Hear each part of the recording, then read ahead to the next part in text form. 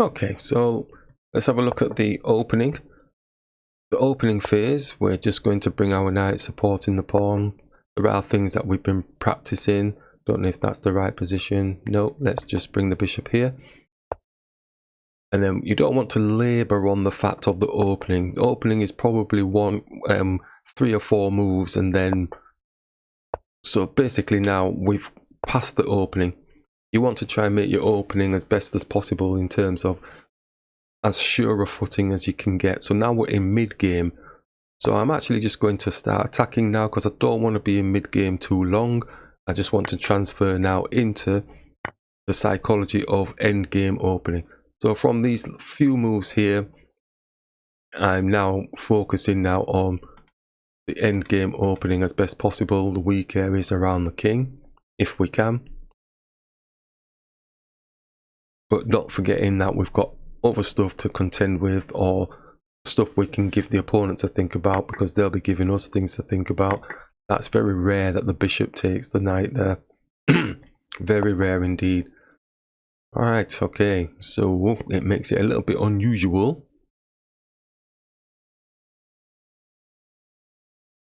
I will, you know, I'm going to bring it all the way back. Try and take it out of trouble. This is going to be getting hit. Yes, very rare that. So I'm now just going to play defense nanny for a bit. But as you can see, I'm trying to still focus towards the king area, but he's not having any of it. He just wants to get our pieces off. So we may as well just let them do it. Do we bring the pawn into the center though? He does have 1, 2, 3, 4 on this side. We've got 1, 2, 3, 4 on the other side. I think we'll just take with the queen. I think we'll just take with the... but he does have this situation. No, take with the pawn. Do a bit of small piece supporting small piece. I'll probably rue the day I've done that move. Let's hit the bishop. Focusing on the end game. I'm not going mid game transition to end game. I'm already in the end game now. Even though the queens are still on, that's the usual thought process that, oh, well, if the queens are still on, you're still in mid game. That slows your process down for actually getting to an end game, as far as I'm concerned. I'm looking to do this and try this cheap thing here, queen, queen. It's not very good though, because I don't have any other supporting stuff. So let's just throw that out the window. Good hit here. Is he interested? Let's just hit it anyway. And anything else? Push this. Yep, let's just keep pushing this. Trying to get towards his king area if we can, like we said. The weak area around the king. Obviously, they'll be doing whatever they need to do to get to our king as well. Bishop's on here, but there's only one piece there defending. Boom, boom, boom. Hit the knight. Knight jumps and attacks the bishop. It's giving him a nice little position as well. That's probably what they're waiting for. So bishop can have some of that. Alright. And now, key thing for me, I think, is trying to get to their king side. Do we come with the queen here? Or is that just too far over the other side? Go for the b-pawn. Not that I'm going to take it, because as we know, that pawn, our pawn, will go as well, because the rook will just attack the queen. But we do have diagonal towards the weak area around the king. So there's activity, but can we make anything of it? Right, okay, so it's defended itself. Knight. No. Knight up. That's not going to happen. It won't allow us that. It looks like the only thing to be doing at the minute. Let's do it. We could even come around this way, couldn't we? Give our king some company, because his queen is looking to squeeze here.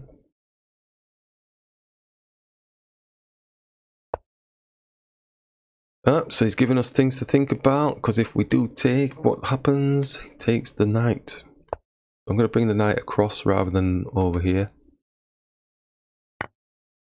Does capture. Knight can capture. I think the knight's capturing.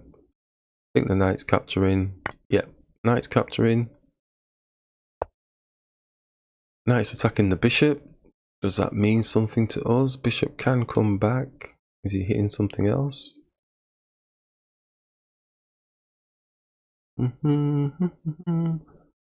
Bishop can come back. He can go down here. I like this because it's got this here. If it comes here, it's not hitting the king area so much.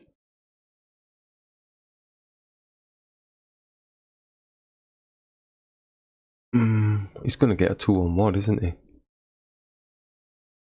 With the bishop queen. I'm going to bring the bishop here. I'm not sure the bishop's taking this. What's the knight doing? Wants to get a bit funky. Ah, we said the queen was wanting to come down there, didn't we? Yeah, so we're just going to give it a bit of that. If he's wanting to stay in the little cubby hole.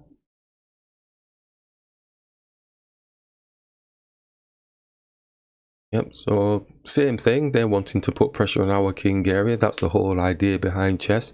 But we are definitely in endgame mode. We're not mid-gaming anything. The knight's blocking us at the minute. We don't have anything that can shoo the knight from there.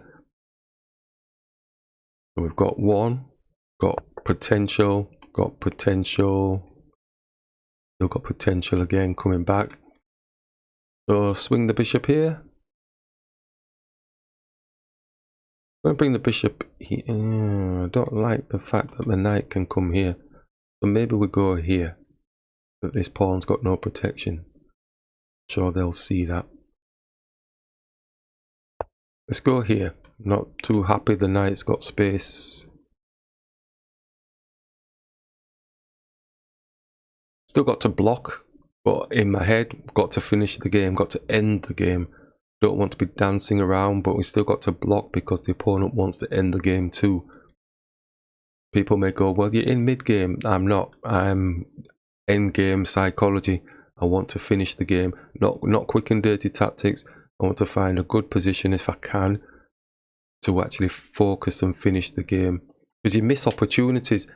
You know, if you're dancing around in mid-game, you miss the opportunities to actually end the game because you're not really focused on ending the game. So the knight really did want to get in here. So now it's coming here. So I'm going to have to bring this king here. Yeah, he's a bit shifty, this player. Let's bring the king here. And then the rook's going to be putting a 2-on-1 on this pawn.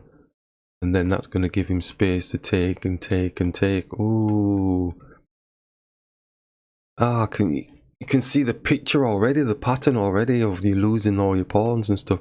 We do have the rook that can come here and face off the queen type thing. But I think their dancing knight may have just done enough. Ooh, interesting times. Let's do this. Because he's looking for an X-ray. So when the knight does take or something or the other, he'd have a check on my king. So we're X-raying through to their queen now. And we can take the knight off the board for free. Yep, let's take it off the board. And I don't know if this is a panic situation or what. Nothing hitting here at the minute. We take with this one.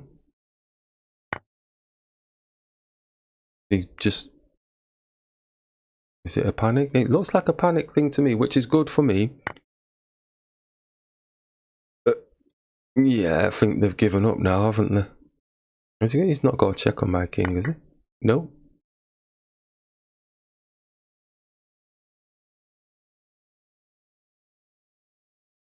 I can't see it, but I have seen straight. Oh, they've left the game. Brilliant. Opening mid end game phase. It's knowing in your own heart of hearts what stage you are in during the game. It really does change the way that you play your game. Don't mean you're going to win the game, but it just changes the way that you play the game. Because if you stick in, let's have a look at this game and just try and break it down. So our initial moves basically just developing the pieces as best possible, trying to ensure some sort of sure footing, so at least you feel like you're not getting blown out of the water in 3 or 4 moves. So then at least you feel established, so you can class yourself as, well, I've done the opening phase now, and now I've transitioned quite nicely into the start of the mid game. So you don't want to, for me, I don't want to stay in the mid game too long at all, because that's where the problems occur. So as soon as I start attacking here and take, and then the bishop's actually taken the knight off the board, I'm in end game mode. I've transitioned from that middle part of the game in my head to now say, right, okay, we do have a place where the king has got some weaknesses around his area. He's established himself in that area, so we can now start looking to hone our attack towards that area. Always bearing in mind the opponent's doing the same thing to us. So if we understand that process, we can then kind of defend against it and block against it, rather than just thinking it's a one-way ship of you're going to do all the attacking. So that, again, understanding the end game opening, understanding the phases of the game can help you understand where your opponent's coming from, also where your game's going as well. So they come through and they attack. We're now in end game mode, so we don't care now. Our focal point is on how can we get to squish their king or remove pieces from the board as best possible, so that the opponent capitulates or we get a checkmate of some sort. So that's the idea. It's not quick and dirty tactics. It's understanding if your opponent is strong and they're attacking you, if you understand what it is that they're doing to attack you and you can defend against it as best possible, then that's a better thing than not understanding what they're doing and not having anything to fight against them with. And that's the key thing for me. It's opening, mid, end game. It's understanding what both sides can bring to the table and what both sides can do in order to gain advantages or to take advantage of disadvantages, that type of thing that the opponent's giving. So they attack and we keep pushing forward towards the king area. We explained all of this, so keeping it nice and simple, straightforward. And we're attacking the pawn, trying to give them things to think about. But as you can see, we're trying to work our way towards their king area. We're focused on the weak area, and we did mention our own weak area as well, but because we had the relevant pieces on the board, it was easily defendable. Yep, so we could defend and just come back, and the opponents then obviously got a very smart idea of, you know, the knight either taking the pawn or doing something because it's got an x-ray through, but we've got the bishop which is on the knight. Now I'm not too sure if that was, if they had to do anything else really, so I'm not sure if we had anything immediate. So I'm going to flick on the old thing here. Yeah, it's only minus 0.6 or whatever it is. So he could have done some move. It's going for trying to own this here, I suppose, with the rook attacking the pawn. So he's got a 2-on-1 on the pawn. Suppose we would attempt to bring the rook here. So he did have play. Didn't have to move the queen. So I think that was a bit erroneous. But that was putting pressure on their time. They had 5 minutes and 53 seconds, so they had plenty of time. So understanding the phase that you're in, maybe this opponent again did like a, oh well, I'm not really in attack mode, I'm not really in end game mode, I'm wanting to dance around in the mid game phase. Whereas if they focus maybe on how am I going to end the game rather than looking for quick and dirty cheap tricks, then you know that might have stood them in good stead. It's the smallest of details in terms of understanding what phase you're in, and you might not even care about what phase you're in. I think if you get rid of the, say, opening and the mid and the end terminology, it might just be that you say to yourself, well, now's the time where I think I need to be focusing on targeting their king. And you'll find that moment where you need to do that. Sooner rather than later is better, because then at least your responses to what the opponent does will be more appropriate. Because if they're attacking you, then you understand that, well, okay, they're definitely end gaming here. The position they've got is good, but I can do this, I can do that, I can defend, I can, etc. So it helps you to find the better defensive moves, which, oddly enough, when you find those better defensive moves, they do actually give you good counter-attacking positions. It's really a strange thing. If you can be a very good counter defender type thing and being able to block off the opponent's attempts, have a look at your position when you've done them, and you 9 times out of 10 you're in a more improved position of being able to attack their pieces, their weak areas, their king, the area around the king, that type of thing, or just start grabbing pieces off the board because they've left them on pre type thing. So it's really about knowing how you want to feel from the start of the game and the transitions through to the end result of the game. If you want to say opening, mid and end, then fair enough. If you don't want to, nobody can force you to do anything. Don't get mind controlled into people going, oh well, you're doing opening, you're doing mid, you're doing end. Don't make no difference. You've got to understand in your own game what it is that you are trying to do and how you're feeling in the game.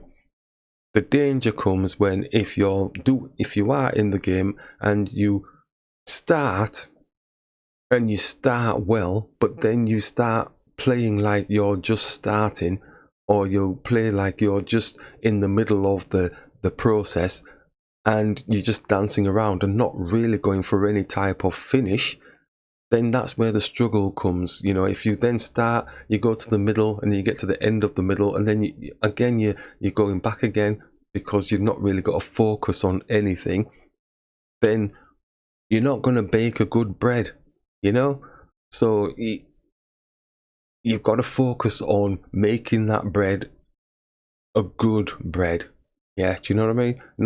I'm talking about bread here, but you know, you've got to put the right ingredients for the bread for it to rise and to stay risen, etc. Whereas if you're basically just putting in the wrong ingredients, it ain't going to float your boat, is it? It's not going to rise and it's not going to taste good, you know? So that's what we're talking about. Start has got to be good with the right ingredients for any middle parts of the game. You don't want to be really staying too long in your opening or your mid. Your end game process should be starting as early as possible. As I've said before, it's not quick and dirty tactics, it's not cheap tricks or anything like that. It's really establishing a better position for your game during the game in order for you to end the game in the best way possible for yourself, with some advantages in there, obviously.